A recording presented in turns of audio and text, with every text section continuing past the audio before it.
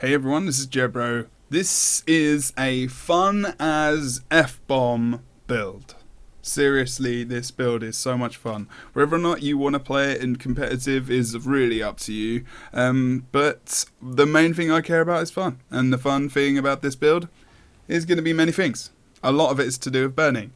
As we know at the moment in Guild Wars 2, conditions are very, very awesome, especially the burning condition, which you can stack up and create a lot of pain with. So, how do we do that with an engineer, you say? Well, this is what I say. You go pistol, pistol. That's what you damn well do. So, we're going with pistol, pistol as our main weapons. Then we're going to go with the energy sigil. Of course, we want to get some dodge for survival. And then at the moment, I've gone for sigil of geomancy. Now, this is for bleeding. So you will have to see how that goes in the rest of this build. This is something which you could change up for, say, Doom, as we've not really got much poison in this build, other than from the pistol skills and the grenade skill. So we've got a fair bit. But really, this is interchangeable with whatever you want. Another condition would be nice. Maybe generosity as well to get rid of a condition in conjunction with elixirs. But other than that, we are going to go for the rest of the build. So, what we're going with at the moment, again, Rampage's Amulet. You could go with Rabbit. You could go with Celestial. But I am going with Rampager. This build is just a fun build that I'm playing. You can critique it all you want, but it's just what I'm playing. And I thought I'd give it to you and show you it. Maybe you've been playing something similar, so tell me below by all means. But basically, power, precision, condition damage. No toughness, no vitality. Straight to the damage. That's why I've got so low HP. Bloody hell. Just under 16k. Ouch. So, Rune of Balthazar, this is the burning rune for the engineer. This used to be very meta rune as well. It still is for a lot of burning classes, of course. Pardon me. And things like the Burn Guardian has this rune as well, which is very, very useful. You know, you can see on the 6th set there. Plus 20% burning duration when you use a healing skill. Nearby foes are burned for 3 seconds. What do we want to do in this build? That's burn people, baby. And we're going to be doing it a shed load. Wow, almost said the S-bomb. Is there such a thing? I don't know. So on the 4th set, you can see plus 15% burning duration, always good. So when you're struck below 20% health, you gain quickness for 5 seconds. That's great for your own survival, especially if you need to heal your ass up, which is also very good. And also for CC and whatnot as well, which I can explain in the build, in the gameplay video, which I will hopefully do very soon. So, let's go over the specializations. Traits, whatever you want to call them now. I'm going to call them specializations because that's what they bloody are. We're going for alchemy, tools and firearms. Again, there's other options, but this is the combination I like the most presently at the moment. So in alchemy, which is good actually, because what we have on our utilities is we have grenade kit, we have flamethrower, we have elixir S, and we have elixir X. And the elixirs are obviously very, very empowered by this trait line. So let's have a look at what we've got. First of all, we're going to go to the hidden flask. So when you are struck below the threshold of 75% HP, you get those boons. You also get a condition removal. Now this is because of a later minor trait here, the alchemical tinctures. So throwing or consuming elixirs removes conditions from those affected. So because this is built into your build and you're at 75%, if you've got any conditions on you, you will have a condition removed. That is very awesome, as well as you getting the Fury, so the extra crit chance, the Might, so the extra damage, retaliation with the Reflect, and then the Swiftness as well. Swiftness also being very good because we have, we do have Swiftness in this build anyway, but you know, if you're not in a kit at that time and you need a little bit of Swiftness, it's just for a little bit of extra survival. Protection injection, very low cooldown. Really, really good whenever we're stunned, dazed, as you can see in the description there as well. So protection is really awesome because that minus 33% incoming damage. Things like burst, you know, that's going to be really, really good to negate that a little bit with a 5-second cooldown as well. That's even better. Transmute, so incoming conditions have a chance to convert into boons. 100% chance, 15-second cooldown. That's also very, very good for your condition removal. Elixir S. Shrink. So this is the self-regulating defenses trait here. When you're hit to 25% HP, you have basically turned into a small version of yourself. It basically uses Elixir S, right? I'm doing some guide videos at the moment, so I'm, describing stuff very basically sometimes. But basically, you get exactly the same effect. Again, if you have conditions on you, one of those is removed. It's only 3 seconds. You cannot capture a capture point, of course. This is mainly for your defense, and it makes you invulnerable. So you don't want to be using that when you're on a point and you're trying to cap it. Obviously, when you're forced into 25% HP, you will turn into that. And mainly, you're running away when that happens. Other options, you could go for backpack regenerator. I've not really got an HP, not really got a big amount of healing from this. The base is 117. It's still quite nice, but Elixir S really at the moment in terms of your survival and burst, you're very squishy, so this feels like the best negation of that. This is more sustain, this is more, surviving that burst initial strike as well, which is bloody useful. I sometimes think of it as a mini vapor form, I guess, mist form with the vamp runes, I suppose. I can kill tinctures, so, conditions removed when you use elixirs. When you throw Elixir X, unfortunately that doesn't remove an elixir. So with the throw Elixir S, that works on you. So if you've got a condition on you, then you can remove that with that elixir. When you throw that, you can use it. You can get condition removed with that Elixir S, and also condition moved with the Elixir X as well. So let's go on to the final skills. Stimulant supplier, so throw stimulant.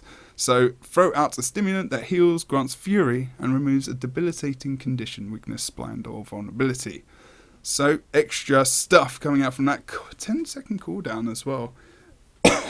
Pardon me. And that is when you use a healing skill. So obviously our healing turret, sometimes it can come up quite quickly if we don't blast it. If you don't need to blast it and you're just going to use your healing turret for condition removal, don't blast it if you are full HP, because you will just be wasting a cooldown there, as well as also that stim pack as well. So want to make sure that you try and keep that heal just for when you need it.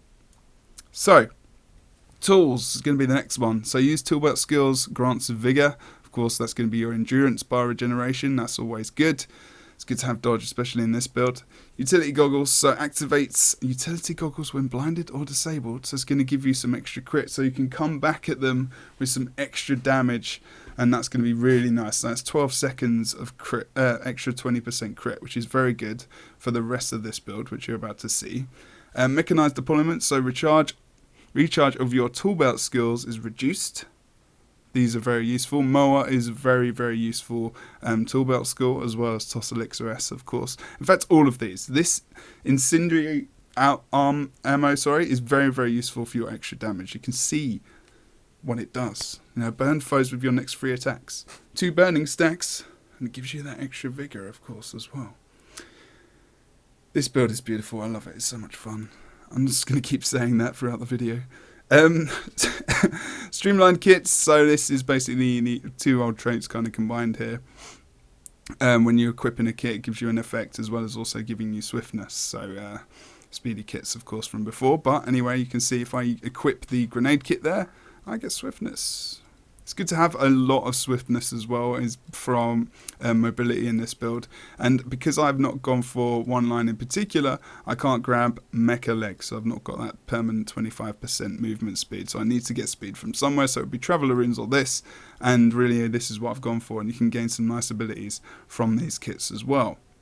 You can go for Analyze, but I don't know.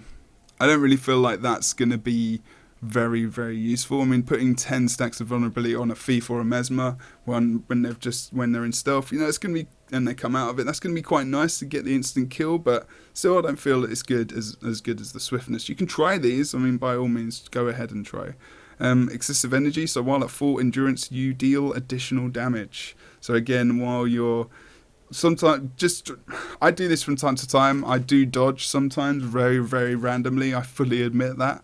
But just try not to do that. And you do more damage, basically. Kinetic battery, so after evading a strike, your next tool belt skill is instantly recharged.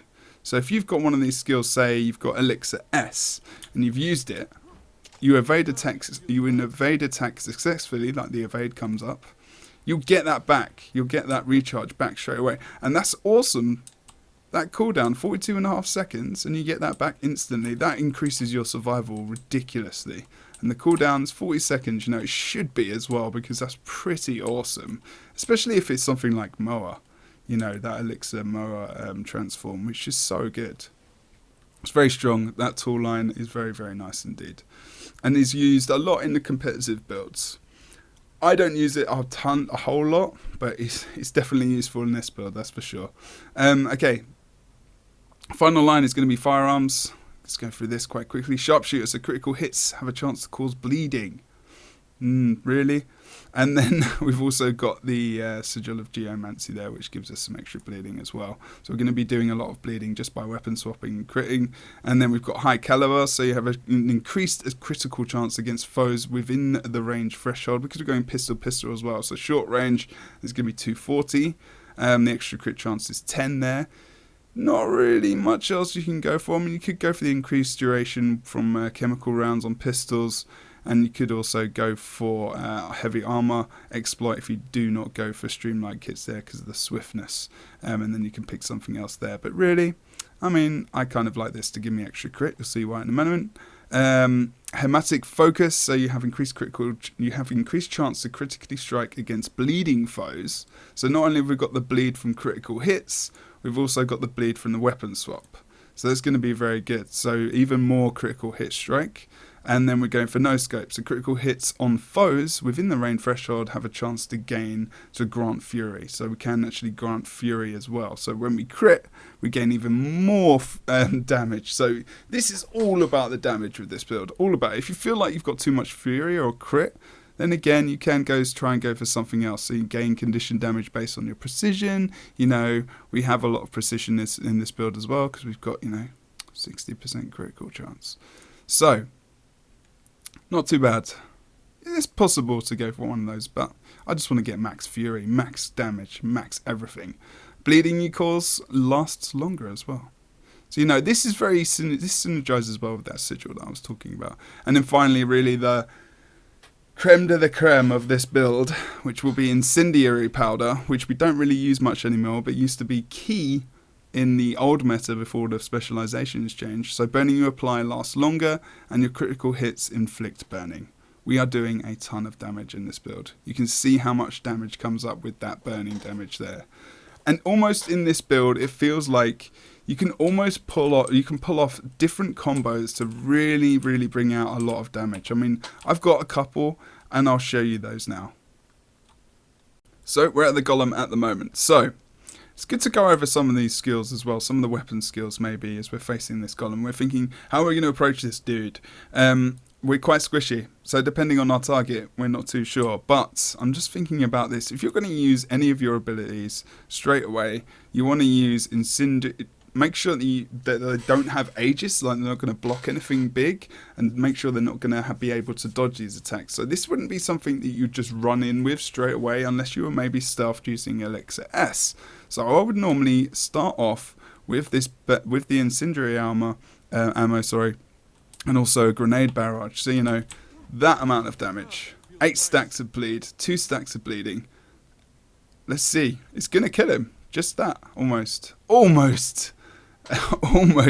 Just with that combination, we've already caused that much damage. Let's just finish off that golem there as well, just to make sure he does indeed die.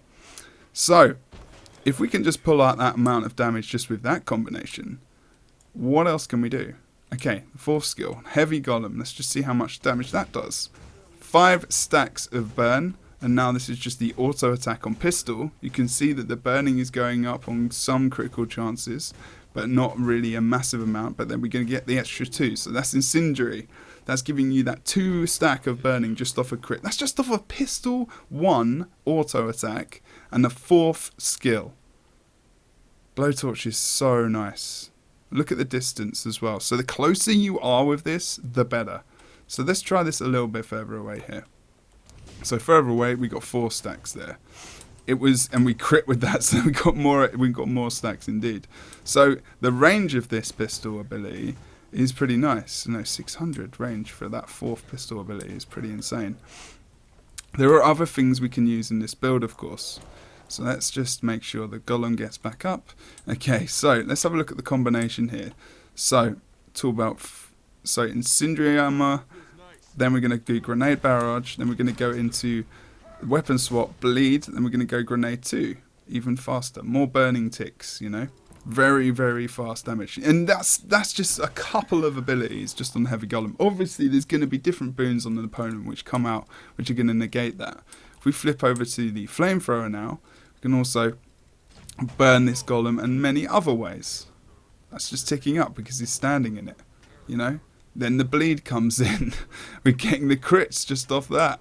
And then we do the weapon swap. We've got another bleed. We're up to 6 bleeds, and we're up to a ton of burning damage as well.